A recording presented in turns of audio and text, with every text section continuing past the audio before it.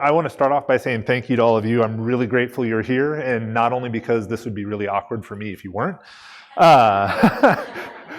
but I do think it's really awesome that there are this many people who are showing and sharing an interest in leadership, because it's obviously something I'm really passionate about, and it's something that makes a huge difference in the places we work. So I do really, really appreciate that.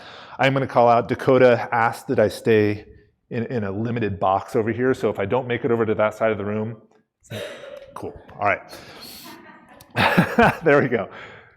So to start, I know it's still early in the morning, and I'll feel comfortable making this joke after I heard some of the stuff in the auditorium. Some people might still be suffering from last night. The caffeine might not be kicking in. So I do want to kind of start off with a little bit of a stand-up activity. So maybe if I get everyone to stand up for just a second, we'll get the blood flowing. And yeah, this is one of those annoying presentations that has just a little bit of audience participation. Okay, and I just realized this might really screw with the camera back there, so I'm sorry. So here's what we're going to do to start. I want everyone to kind of turn to their left and to their right. And if you're on the edge, maybe the person beside you and then in front and back. And I just want you to say, hi, my name is, and introduce yourself. And then the person you're introducing yourself, just turn around and say, hi, the name you just heard, I'm really glad you're here. And that's it. I'll give you a couple minutes to do it, so go ahead.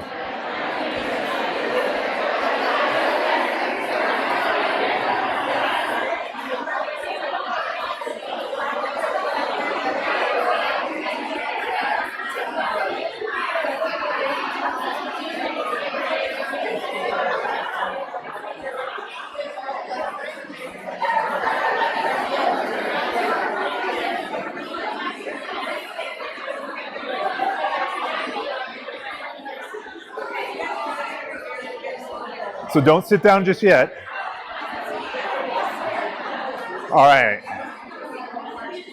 All right, so stay standing for just a second. So I want to ask a question. We're going to do kind of an audience poll here, all right?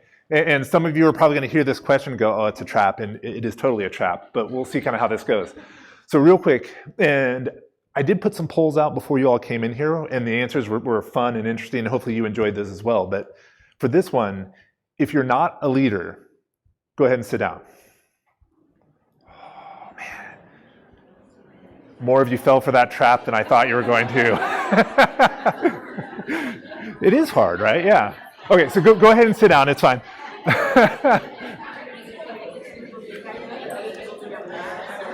So I figured that with the polls that came out and all that sort of stuff, more of you would stay standing, but we got a few of you. The reality is, and one of the things I'm most passionate about, is the idea that everyone's a leader. And I know that sounds a little trite these days. You hear that a lot. But one of the reasons I've started putting this material together is to support people in leadership no matter what level or role they're at. And there's a few reasons to do that. One, I think everyone wants to grow and progress in their career. Learning how to lead, even when you don't have that title, is an important part of that. And two, I'm a big fan of empowerment. I think small, cross-functional, empowered teams are the most powerful force in the business world. And learning how to lead in those teams is a critical part of it, because everyone's going to lead sometimes. Now, I will say that keynote in there stole a little bit of my thunder for parts of this presentation. I am going to try and yes and it in a few places as well. But when we talk about this, with leading without authority, and I better grab my clicker, one of the best places to start is a little bit about what is authority. When we're talking about authority, what do we mean? And when we think about leadership, the authority we most typically associate with it is what we call positional authority. So I just gave you an example of that, right?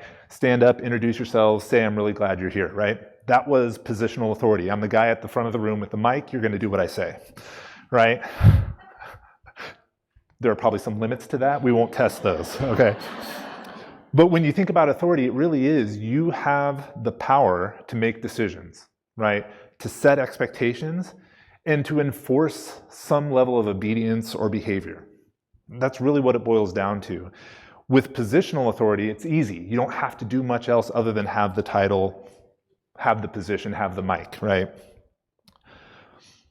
But even though what we did at the beginning of this, that was a really benign example of positional authority, I want to take it a little bit further here, and the reason is we tend to think about authority as a good thing, and very often it's doing things that we don't intend. It's having an effect that we don't actually see on a regular basis. So anyone here know who Stanley Milgram is? Okay, cool. No one's going to ruin the story for me.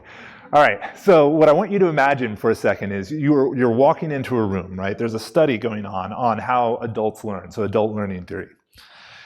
You walk into the room, there's you and one other person, and there's a guy in a lab coat standing in front of you, okay? So he's holding out a hand, and in it are straws. You're picking straws to find out who's going to be the teacher and who's going to be the learner, all right? So you pick the straws, and magic, you're the teacher, all right? The learner goes into another room, and you're going to communicate with them with a mic and speaker, so you don't actually see them, but you're sitting down at a desk that has something very much like this at it, right? And you've got a list of questions. So you ask these questions. Every time the learner gets a question wrong, you shock them, right? Now, I can imagine you probably worked with some people that you wish you could, bring to this experiment. But I'm also going to say this is not exactly the most ethical experiment either, and we'll get to why in just a moment. So every time they get a question wrong, not only do you shock them, but each subsequent question they get wrong, you increase the voltage. All right? And if you look at this, what you're seeing is you can't see the whole thing, but you've got strong shock, intense shock, extreme intense shock, danger, severe shock, and then the best part, XXX. Right? I don't know what the XXX means, but we can probably all use our imagination here. As you're going through this, you start low, it's not a big deal. You go a little higher, they start talking about how it hurts. You go a little bit higher, and you start getting little squeals or screams of pain. You go a little higher, they're asking you to stop. So you look over at the facilitator, the guy in the lab coat, kind of like, do I keep going? And all he says is, please continue. So you do, right? Or maybe you don't. I'm curious. Maybe raise the hands. We'll do this a few times throughout. Who would go all the way to the XXX for the experiment? Anyone? Who would make it up to the severe shock? One brave soul in the back is like, yeah, it depends on who it is. How about intense shock? We got one, a couple, yeah. Strong shock? All right, we're getting a few more. So here's the thing. In this study, everyone, no exceptions, went up to extreme shock, 300 volts. And 65% of the participants went all the way. So here's the unethical part about this, right? The learner and the guy in the lab coat were in on it, right? So that's kind of how these experiments work. The only person who wasn't was the person doing the shocks. And what they found afterwards is that person was traumatized by this. Because almost all of them went in, like all of you, going, there's no way I would do this. But with someone standing over their shoulder with positional authority saying, please continue, they did. I know personally I have a really hard time with this experiment because I'm like you and I would want to say I wouldn't do it. But the numbers kind of tell a different story. So when you think about leadership within your organization, that's the power someone with the role has. And what we're doing, what's happening here, and these are terms, autonomous, I think everyone's familiar with. Agentic, this is something that comes out of the study where Milgram said what was happening is the authority figure was putting the participant in an agentic state. They were an extension of the facilitator's will at that point. They had given their autonomy away. And to some extent, they've entered a state of what's called learned helplessness, to the point where they're not even making decisions anymore. They're not even really thinking about it anymore. And over again in our organizations, we'll have leaders who are thinking, oh, no, I'm helping. When really what they're doing is they're pushing people into this agentic state, right? So one of the polls I asked was how well are leaders within your organization using authority? I think when you look through it through a traditional lens, it's very easy to say, oh yeah, they're not doing too bad. Like they know what they're doing, they're not being overbearing about it. But the question I would ask is, how often are they pushing people to this right side? Left side, sorry. You all are facing the other direction. When what we really want are autonomous problem solvers, right? We all want people showing up in our organizations to solve the problems we hired them to solve. And when we do things that aren't even micromanaging, but just maybe a little bit more controlling than what we think, we're pushing them to the other side. There's a saying I love, the axe forgets, but the tree remembers, right? Every time you make a decision for someone, you're swinging that axe of authority. That might be a weird metaphor, but there it is. And you will forget it because as a leader, you've made 100 decisions that day, right? And that one just doesn't really register. But the person you made that decision for does remember it, right? So we got to look at some other different ways. So one way to think about it is when you're wielding that positional authority, you're standing behind people, pushing them into action, right? You're pushing them to do this, you're pushing them to do that. You're pushing them to think a certain way. And when you want people to be autonomous, you really have to pull, right? You have to give them a reason to follow. When you can't push, when you have to pull, there have to be some other levers that you pull. So this one we'll spend a little bit of time on because I think there's a lot to talk about here. And I love this because I'm going to look at my notes because I will forget a couple things if I don't. When you think about authority, there's kind of two dimensions that we typically talk about. One is the power you have. So some of that could be positional. Some of it's like, when we talk about positional, it's the ability to coerce, maybe withhold rewards, you name it. Yeah, and that's high on the power scale. As you move down, there might be things like moral authority, right? I get to tell you what's right and wrong. You move further down, there might be relational authority, where I know these people that you don't. I have knowledge that you don't, right? As the power goes up, the more control you have. So you may know leaders who are low on trust, but high on control. And they fall kind of into that top left category of controlling, right? They don't necessarily lead in the best way, but they are leading. It's just doing so with that, you will do this, you will go here.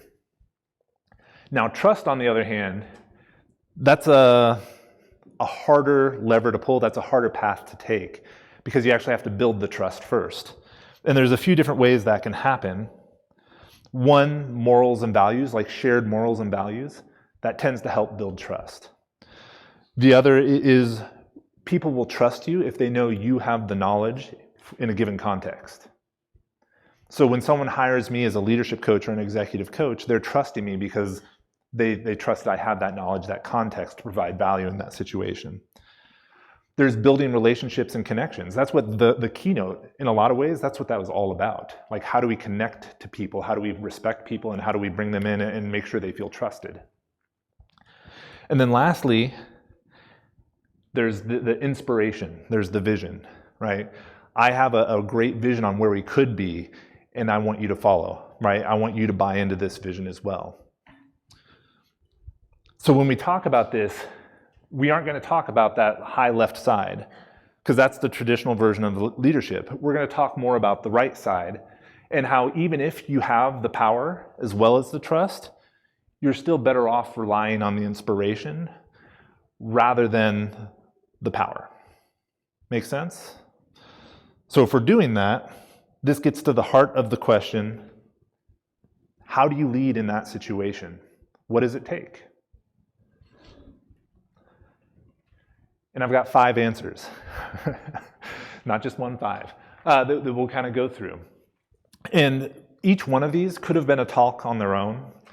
And if you ever want to geek out on any one of these, just let me know, reach out, LinkedIn, whatever, and we can talk about these. But each one of these is a really deep topic. When we talk about clarifying direction, this tends to be a low-hanging fruit for organizations. It's something that you could go into work tomorrow and make a difference on. So that's why we're going to start there. And when we talk about it, we need to cover kind of 3 things. One, why it matters. Because I think when we look at direction and clarifying direction or the vision or the value, we don't always talk about it in the best way possible. 2, let's talk a little bit about what the challenges are with setting direction, because I think there are some challenges and some biases at play that get in the way that we want to look into. And then 3, let's talk about how we overcome all of that and actually create the clarity that we want. So first, destination. And this is going to be a little bit of a thought experiment. I'm not going to make anyone stand up this time. But I want you to imagine for a second that I've had you all stand up and I've packed you all into that corner, okay? You're just standing there in that corner. And my direction is for you to walk in a straight line somewhere. I need you to walk in a straight line to some other point in the room, okay? And as you start walking, I put a chair in front of you. What are you going to do? Who wants to take a stab? Jump over it. I love your ambition. I'm not sure I could jump over the chair, but I love it. But stop, move it. That might not be possible too. But more often than not, the answer is stop, right? Because I said walk in a straight line.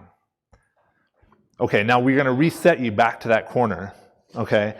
And the direction now is that corner over there, that's where we have to be. I'd like you to walk in a straight line to that corner, but we have to get there. It's critical. And as you start walking, I put that same chair in front of you. What are you going to do this time? Yeah, step over it, go around it, move it. You're a lot more likely to take some action to move the blocker. And what it boils down to is when we have a really clear destination in mind, we become value obsessed. When we don't have that destination, we become process obsessed. And the way it kind of fits into this metaphor is when we don't have the destination, the temptation is to count the steps, no matter how small they are. And when we have the destination, our temptation is to measure the distance, right? And as a business, it's the distance that matters. How close are we to the goal, not how many steps did we take? So a lot of times what you'll see in organizations where the destination isn't clear, people will be like, well, we have to do these steps in the process before we can move forward, rather than saying, you know what, this one doesn't make sense for this initiative, so let's just keep moving, right? Or, hey, here's a big opportunity, we can go do this. No, the process says this, right? So if we want to avoid that type of mindset, we really have to make sure the destination is clear. And one of the ways we do that is like the metrics we measure and things like that. That said, clarifying direction, we're all human, bless you. No, you're totally fine. We're all human. Communication is hard, right? But I don't think we always realize exactly how hard it is. So that's why I want to talk about the challenge that we're actually facing. So they did a study, and I apologize, I'm going to tell a whole bunch of stories here because I think that's a great way to share information. But they did this study, and it's called the Tappers and Listeners Study. All right, and I want you to imagine for a second that I've handed out a list to everyone in the room, and it has, let's say, 10 nursery rhymes on it. Okay, so and these are songs that everyone knows, hopefully, like ABCs, Mary Had a Little Lamb, Twinkle Twinkle Little Star. I don't know, what's another one? Another nursery rhyme. Humpty Dumpty, there we go, that's a good one. I always like to ask because then I figure I might get one I've never heard of before. But there's 10 of these songs listed, and we agree that we all know these songs, okay? Now I'm going to come up to a desk, and I'm just going to tap out the song, right? So as carefully as I can, I'll tap out the song. So 10 of them. So now who in the room, as I'm tapping these out, thinks they're going to get all 10 songs right? Just raise your hand. We got one. All right. 9 of the songs. 8. Okay, a few. Okay. 7. Got another one there. Keep your hands up, by the way. Keep your hands up. All right, 6. Some more. All right, 5. 4. Okay, we got most people. All right. So in the study, the people who were listening to the tapping got 2.5% right. And that's not what the study was about, right? They didn't care how many of the people got right. The study was about the communication that was happening. Okay, so now I want you to imagine you're not the listener anymore, you're the tapper, all right? So we'll go someone in like the middle rows here. When you're tapping out the song, what's going on in your head? Singing it, right? Yeah, that other person isn't. So to them, it's just a random assortment of taps, right? it's harder than you think. I do workshops where we actually do this, right? And it's hilarious. One, because the tapper gets so frustrated. They're like, how do you not know? It's rough. I'm just waiting for someone to break a finger. But the reality is, when we think about this in the workplace, when we're trying to communicate direction and vision, there's two problems here. One, we're tapping, they're not hearing, right? So there's that problem. And two, when we find out they aren't hearing, we don't tap better or explain more, we get mad, right? And that's what's happening in this experiment. Simon Sinek has a quote, and I'm going to butcher it, so I apologize, I should have written it down. But communication isn't about saying what you think. Communication is about ensuring that people hear what you mean. And that's the challenge we have to overcome here. And there's a bias at play where we tend to think people think like us, hear like us, all that sort of stuff, and they don't. That kind of gets back to that whole diversity conversation we were just having. So that's why it matters. This is the challenge we're trying to overcome. So what does it actually take to overcome? Anyone ever done something like this, just out of curiosity? Okay, we got one person. I've never met someone who's done this, so that's awesome. We might need to talk afterwards. I'm curious to hear about your experience. There's a book called Made to Stick, and they have this metaphor for, it's a marketing book, so I started in the marketing world. This metaphor for communication and how messages stick, and it's like Velcro. So if you don't know how Velcro works, there's a whole bunch of loops and hooks, right? And the more loops and hooks you have, the stronger the Velcro holds, right? The way this is relevant here is when we talk about a message, we have to think about how many loops and hooks do we have, right? Because the more we have, the more likely it is that message is going to stick. So one way to look at this is the channels we communicate in. And I think this was also one of the polls I did, right? The posters on the wall. That's a channel, right? So is email, so are wikis, videos, conversations, meetings, Teams messages, you name it, right? Your message, your mission, your vision, your direction has to be through all those channels. There's frequency. How often are you mentioning the vision? Leaders drastically underestimate how often they have to mention the vision for it to stick, right? It's not once in a while, it's every meeting, right? It's not here or there in emails, it's with every email. Everything has to tie back to the vision. There's the weight. There's a lot of Velcro on that guy to hold him up, right? If your message is heavy, if it takes you 5 minutes to explain your vision, it's not going to hold. People are going to forget. But if you can sum it up in 1 or 2 sentences, all right, people can probably grasp that. Then there's relevance, right? How I explain it to this side of the room versus this side of the room might need to be different. So you have to tailor your message to the people.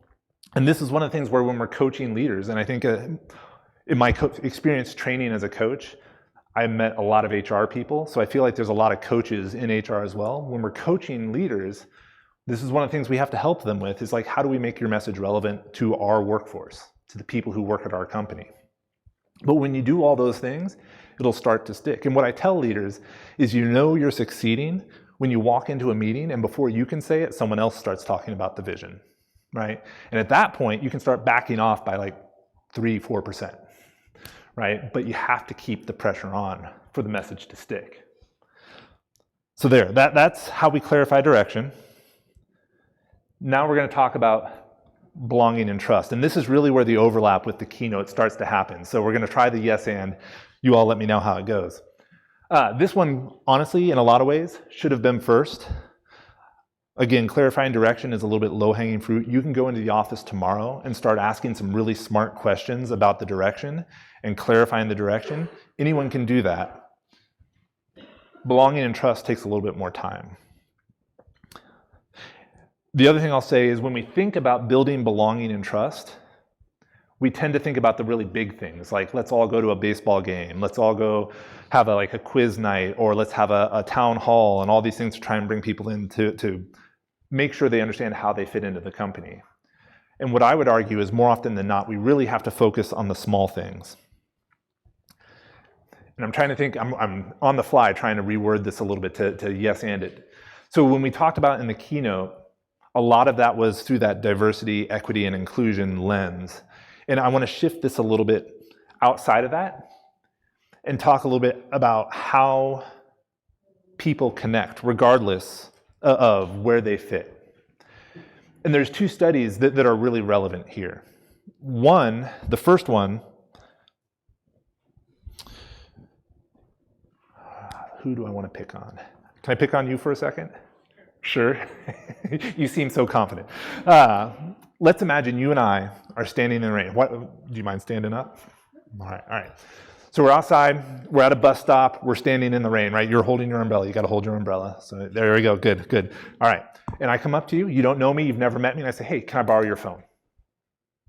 I see the smile just went away. That's that's the answer. How likely are you to let me borrow your phone? Very unlikely, yeah. It's the beard, right? Yeah, I get it. Now, if we reset and I come up, and again, you're still holding your umbrella, right? The rain, man, this is really rough. Yeah, this sucks. Hey, can I borrow your phone? Are you more or less likely to let me borrow your phone now? More likely, yeah. You can go ahead and sit down. Thank you. I appreciate you having some fun with that. Matter of fact, you're actually about 4 times as likely to say yes after that one small moment of mentioning a shared experience. So, for instance, you go to work tomorrow, find those shared experiences, bring them up. Now, here's another one, and this one's a little bit darker, so I apologize. But there was another study that was done at a hospital that was treating people who had attempted suicide, right? And if you don't know, on average at the time, when people were released from the hospital, their recidivism rate was right around 30%. So almost a third of people would come back after having made a second attempt on their life. And the second attempt is far more dangerous than the first. So what they did, they wanted to see what it would take to lower that recidivism rate. So they started sending cards out to everyone they released that basically said something along the lines of, hey, we just wanted to check in and see how you were doing. If you need any support, we're here for you. Not hard, just a little note card sent in the mail. And with the people who received that card, the recidivism rate dropped 50%, down to 15%. So when we think about belonging and trust, we think about bigger initiatives a lot of times, but it's really the small things that matter. And that's empowering because everyone here can go into work tomorrow, well, Monday. Hopefully none of you are going into work tomorrow. Everyone here can go into work tomorrow and start doing the small things, right? And you can start talking to leaders and reminding them, hey, it's great that you're planning this team outing. Don't forget about these things. In your one-on-ones, ask these types of questions. When you're walking around with your team, don't forget to point out these points of connection. So at the beginning of this talk, not only did I say, hey, I'm grateful you're here, right? But I pointed out that we're all here to talk about leadership. That's a connection we share. Those little things add up and create trust. And it ends up looking something like this. We have this moment of vulnerability. Okay. We have this moment of vulnerability, and when things go well, we start to trust. And the best part is, that's on both sides. If I'm vulnerable with you and you handle it well, we both trust each other a little bit more. One of the best stories, this is my absolute favorite story to tell. It involves World War I, right? And if you don't know, World War I was trenches and all that sort of horrid mess, right? And there was a spot miles long between the British and the Germans, right? And trenches are laid out 300 yards apart, horrid conditions. But they're shared conditions. If I'm a British soldier, cold, hungry, fighting off rats in this trench, I know the Germans over there are facing the same conditions.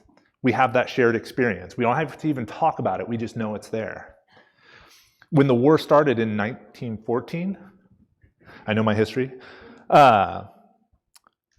what they saw was soldiers would sing the refrain to a song, and then it would be completed in the other trench. They'd tell part of a joke, and the punchline would come from the other side, right? It's very small moments of vulnerability, like almost inconsequential, but trust started to build. Later on, what they saw is snipers on both sides started doing a sign-off shot. So a shot at the end of the night that let the other side know they were done. It's a pretty big deal in a war, right? It started to become known that latrines were off limits for snipers, so you could do your business in peace. Mess halls were off limits, so you could eat in peace. All these things started spinning this flywheel a little bit more and a little bit more until on Christmas Eve, I think it was, you had stuff like this happening. And that's German and British soldiers playing soccer, sharing cigarettes. Oh, sorry, it's football for them, right? Sharing cigarettes, exchanging gifts, singing songs together, holding shared services for the lost. I mean, if they can do this in a war zone, we got to be able to do it in our business, right? If it can happen here, it has to be able to happen other places. But this is the power. This is the reason I tell this story, is this is the power of all the small things. And the part of the story that doesn't get told quite as often is right afterwards, leadership on both sides said, no, we can't have this. Right? The war cannot be fought when the troops are meeting in no man's land to share a cigarette. So very quickly they just said, look, latrines aren't safe anymore. Mess halls aren't safe anymore. There's no communication. No more safe retrieval of casualties, none of that stuff. And all the trust was gone. So something that took months and months to build up at the beginning of the war was destroyed basically overnight. And that's the same sort of thing that can happen in our organization. And that's why the belonging and trust is hard, because you have to put in the time, you have to take the effort, you have to coach not only the leaders, but you have to coach the people within your organization. And then you have to be very careful that you don't bring someone in that destroys it, because it really only takes one person.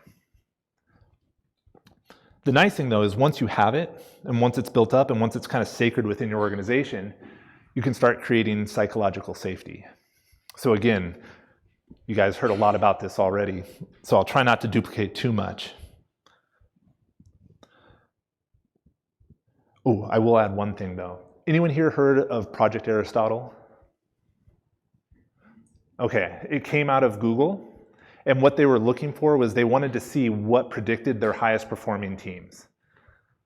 And the only consistent thing they found that predicted which teams were going to be high performing versus others was psychological safety. So when you think about performance and a team's ability to deliver value, this is the thing to measure. It's the only thing we've found that consistently predicts, all else being equal, when a team's going to succeed. But here's the next question. We're going to assume something bad happened, right? Now, all of you are going to go to the hospital, to the ER in an ambulance, okay? As you're getting loaded into the ambulance, someone leans over and goes, okay, there's 2 hospitals I could take you to. One of them gets 100 near-miss reports every week. And this other one gets 5-ish near-miss reports a week. Okay, raise your hand if you want to go to the one with 100 near-miss reports. Anyone? We got one, all right. A couple people in here sense the trap, all right? I started early with the trap right in the beginning. There's more, all right? The reality is, they did a study on this. Dr. Amy Edmondson, and I'm blanking on the title of her book right now, talks about this in her book, this study. They looked at hospitals and their incidence reports, and what they found was the ones with the high incidence reports, high near-miss reports, were actually safer, had better patient outcomes. The ones with low near-miss reports had worse patient outcomes. And what they found was the reason why was psychological safety. Hospitals are pretty consistent across the board, right? What they have to do in an emergency room, in this emergency room versus this one, is relatively the same. When you have a low near-miss report rate, what's happening is not that those near misses aren't happening, it's that when they do, they aren't talked about. A lot of times the nursing staff, when they report a near miss, the doctors get pissed, right? So they learn very quickly, oh, you don't do that, right? If you want to stay here, if you want to be happy here, you don't talk about how the doctor almost messed up, let alone when they actually mess up.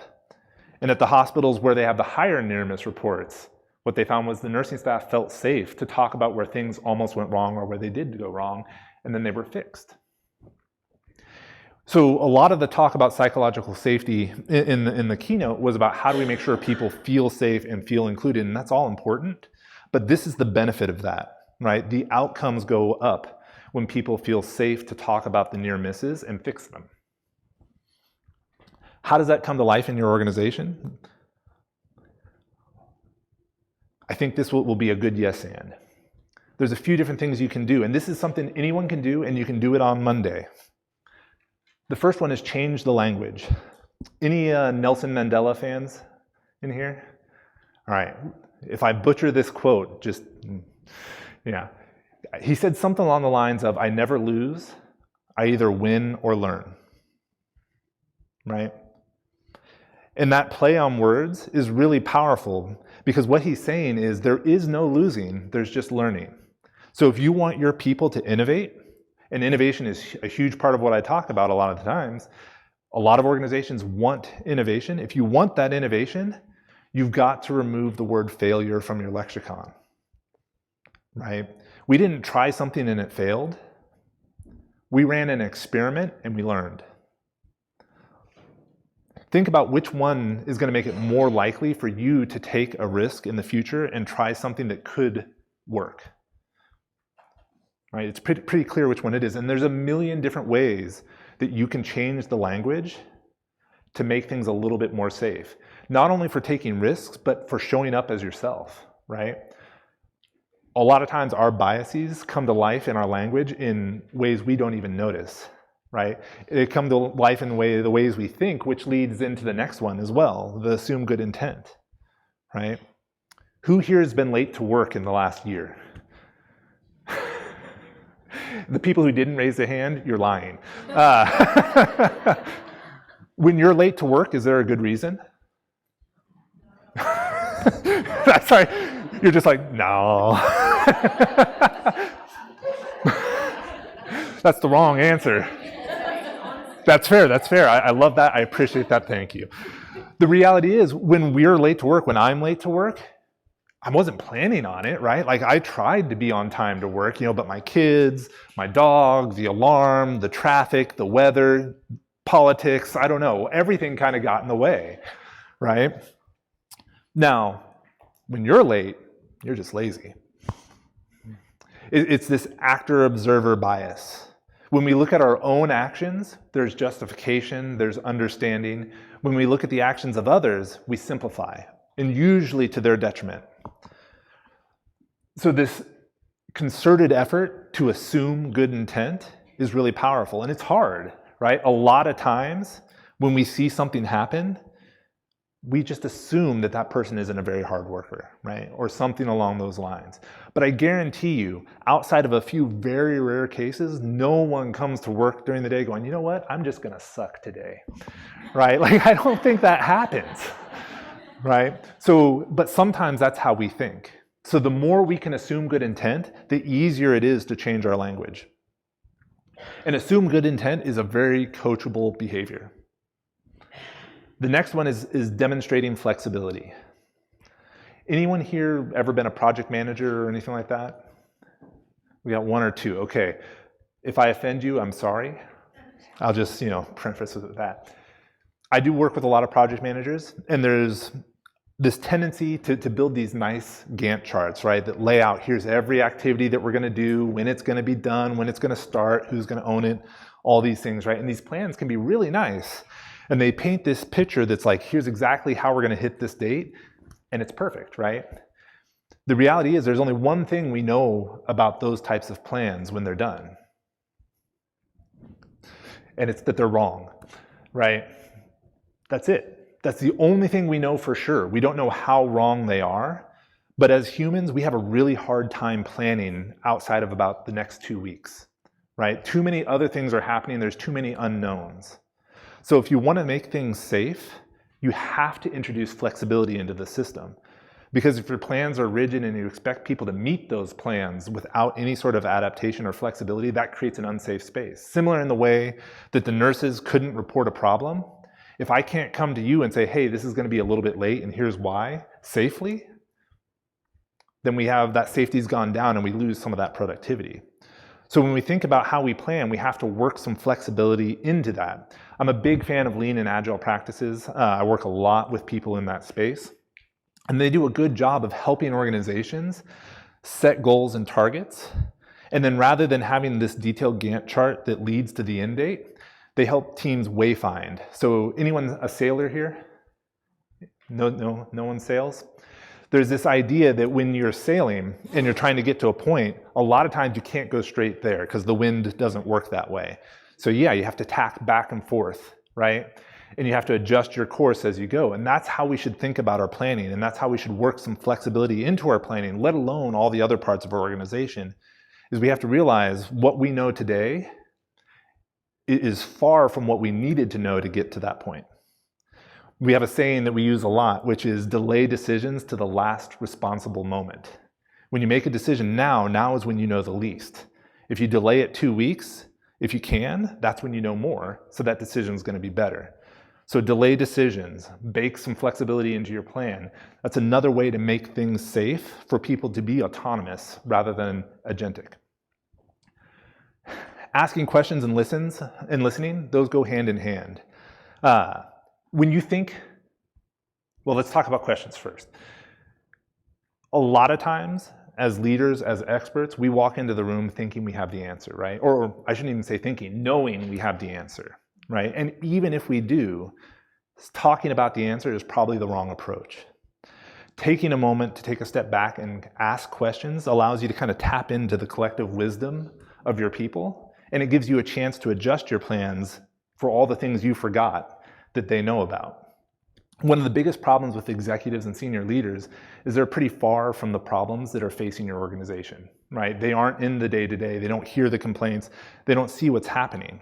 So when they walk into a room with the answer, they shut down all that knowledge. When they walk into a room and ask questions, they expose themselves to that knowledge, and it gives them a chance to adjust on the fly. So asking questions is really powerful.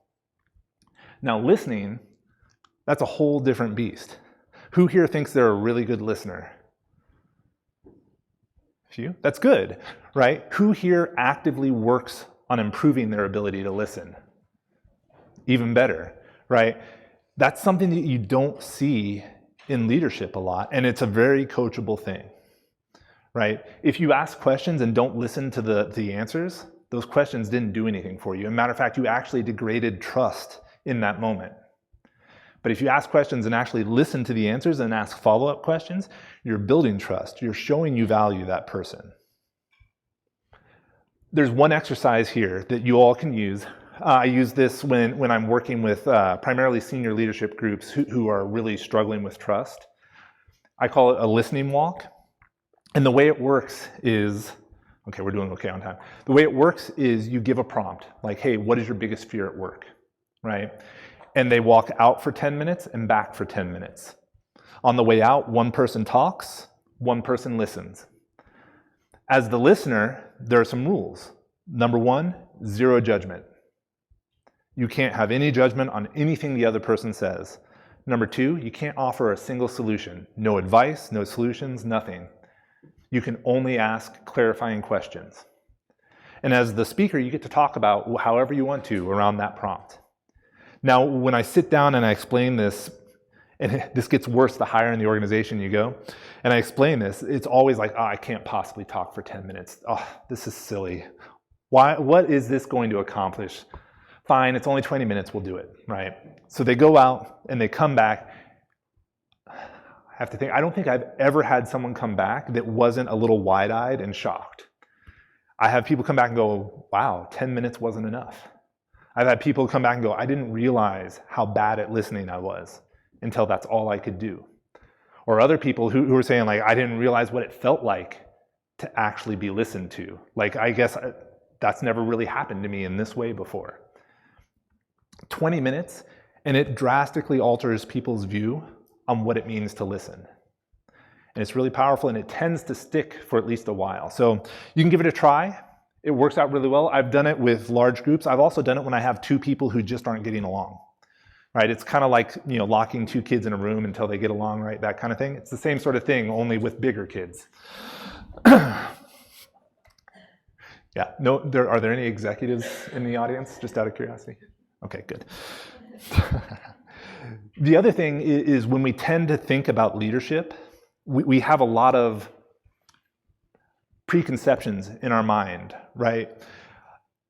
When I ask leaders to describe what it's like to be a leader, a lot of times I'll hear people talk like, oh, it's like playing chess. It's like being a chess master where I can move the pieces and I can do the things and all that sort of stuff. I have other people who talk about, I'm a general managing the army and all these other things, like all these metaphors of control, right? Because that's the standard view of leadership we have, and that's the leadership most of us see as we go up through the ranks. And that's why when you hear people talk about, oh my God, I had this amazing leader, they changed my world. It's because the other side of this spectrum, the one I would call the gardener, or actually I won't even say General Stanley McChrystal, he wrote a book called Team of Teams, came up with this spectrum. It's the gardener side. So if you have the chess master over here, controlling all the moves, moving all the things, and being completely responsible for the outcomes, that's the controlling side. The gardener side over here, they don't necessarily control, but they focus on the environment. Is there enough sunlight? Is there enough water, nutrients in the soil? Have I picked all the weeds? And it's a very different mindset. In the Lean and Agile world, we talk about it as servant leadership, and it's a pretty big deal, right? I think as I see Lean and Agile kind of expand out of the software world over the last 5 to 10 years, probably the most beneficial thing, in my opinion, is servant leadership. The more servant leaders we have, the better. Because the reality is, chess masters are not scalable, right? A chess master can only control so many pieces, whereas a gardener can help a whole lot more plants grow. And you've probably all heard the metaphor that you can't yell at a tomato and get it to grow, right? Or you can't yell at a plant and get it to grow. You have to do all the other things. It's the same thing here. If you want your organization to grow, it's the gardener that's going to get you there. So focus on removing blockers, focus on growing your people, ensure they have what they need, and as we said in there, get out of their way. Again, this is very coachable stuff. When we're talking to our leaders, this also resonates really well. Are you a chess master or a gardener? And I guarantee you, most people will say, before you bring this up, that they're a little bit on the chess master side. Very rarely do I have a person, after I talk about this spectrum, go, oh, no, I really actually want to be the gardener. Because that tends to be more rewarding, it tends to be more human, and most of us want that. So this spectrum, this metaphor for leadership really helps people kind of identify which side they want to be on. And to some extent, it helps them create a new paradigm for leadership, which affects their behavior. So when we think about coaching, just to take a step back, if you coach individual behaviors, you won't get very far. But if you change a person's perspective on leadership, if you change the paradigm they use to govern their actions, that really does affect their behavior. This is one of those tools to help shift that paradigm. All right. Setting expectations. This is a fun one. Most of the time, what I hear from people is, I can't set expectations. I don't have that positional authority, right? Who here feels like they have the power to set expectations within their organization? Okay, good number of people. Maybe a little bit more than half. The reality is, if I walk up to you and I say, hey, my expectation for you is you're gonna sit quietly and listen to my speech every time I give a speech. Good, okay, right? That one interaction, that one setting of an expectation will change behavior for a few days, maybe a month tops, right? And that tends to be how we think about setting expectations. The reality is expectations for us as humans are set through a much more complex social interaction. And it's something that everyone plays a part in, no matter what role you're in the organization. So one more story here. One more, it's definitely not the last one. There's a guy, what was his name? Alfred Oberlander. There we go. And this was back in the 60s. He had a sales organization in a big insurance company. And what he did is he separated it out into three groups. The first one was his top performers. The second one was his average performers. And the third group was his poor performers. And I want you to think about it a second, like just take a moment and think for each group, how do you think they did? Now, if you're like most people, you probably said, oh, the top performers probably just knocked that right out of the park, right? And the low performers probably suffered, probably wasn't very good, high turnover, things like that. And you'd be right, those two went right as you would expect. The surprise was the average group. The average group in this case almost outperformed the top performers. And the reason was they had people in their group, not even a single leader, but people in their group that just simply refused to accept that they were average. And that was their perception, right? They didn't go up to people and say, no, you're not average, right? That was just their perception, that we're not average. And it started coming to life in their everyday activities. When they did this study, when they looked at the results here, they found a few things. One is when we set expectations, setting it once isn't super effective. Two, if the expectations, if they're reasonable expectations, at all reasonable, people will meet them. So if you set reasonable, high expectations, people are going to meet them. If you set reasonable, low expectations, people are going to meet those too, right? And I'm sure you've seen examples of that. And that's a really powerful moment. So to help you help you see kind of how this works for us in the more like social setting, there's this thing called the Pygmalion effect. And this comes out of a study by, I'm blanking on his first name, Dr. Rosenthal. And what he did is he went into schools and he gave an intelligence test, right? Like an IQ test. And then he took the results of that test and he gave it to the teachers, right? So here are your really high potential students. Here are your low potential students, right? What he didn't tell the teachers is he shuffled the deck. So anyone that teacher identified as a high potential student based on the intelligence score was just as likely to be an extremely low potential student. And at the end of the experiment, when they started looking at the kids, what they found was every kid that was identified as high potential, whether or not they actually were, was high potential at the end of the year. And every kid that was identified as low potential, whether or not they actually were, was low potential at the end of the year. And this is what he came up with. Others have a belief about us. So we have a belief about someone. And that affects the way we behave towards them in a million small ways. And based on the way we behave towards them, that affects their belief about themselves in a million small ways, and then it starts affecting their behavior in a million small ways, which reinforces our belief about them, right? We talked about first impressions in the keynote. I think it was 5 seconds, is that right? 5 seconds, 6 seconds, somewhere in that range to make 5 seconds for that first impression. That's because right there in that first impression, we just formed a belief in that person across from us that now affects their behavior. And beliefs are our internal version of expectations when it's centered on a person. So if you want to set an expectation for someone, you have to start shifting your belief about that person. We talked earlier within the safety bit about assuming good intent. That's the first step. If I assume you're coming to work to do a good job, right?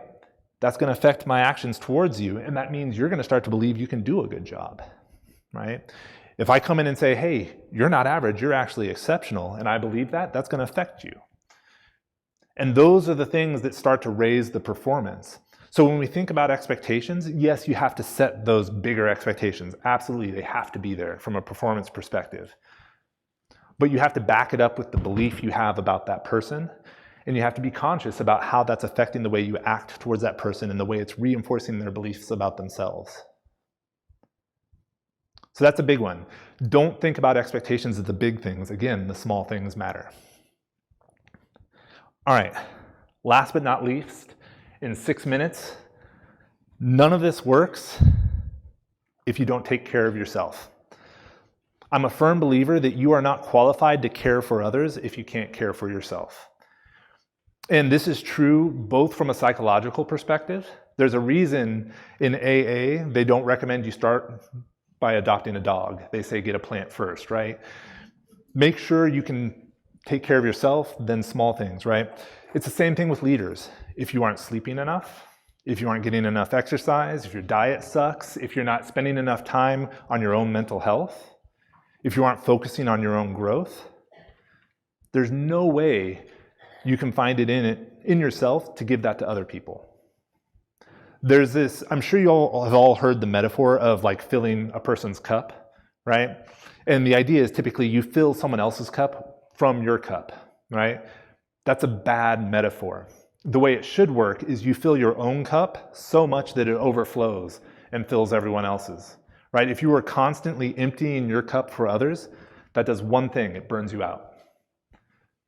But when you fill your own cup so much that it overflows into others, that creates an example. That creates safety because now you're demonstrating the good behavior. It sets expectations. It does all these great things. So please, if you do nothing else after this talk, go find a way to take care of yourself. Connect with a family member. Talk to a coach. If you want a coach, I'm right here. That's the only pitch I'll do, I promise. Go for a run. Go for a walk. Have a healthy meal. Do whatever. Go take a nap because God knows we could all use naps. I could love that. But yeah, if that's the only thing you do, that's the thing you do. Otherwise, I really appreciate your time, your attention. I would love it if you connected with me on LinkedIn or wherever else. And if you want, me and my business partner, we wrote a book. I brought not enough for everyone, but if anyone's interested, there's plenty here for a few people to take some. This is focused on the Agile space because we believe it is really important for leaders of any discipline to have a more agile mindset. So feel free to come up and grab one, introduce yourself, say hi. Otherwise, thank you again. I really appreciate it.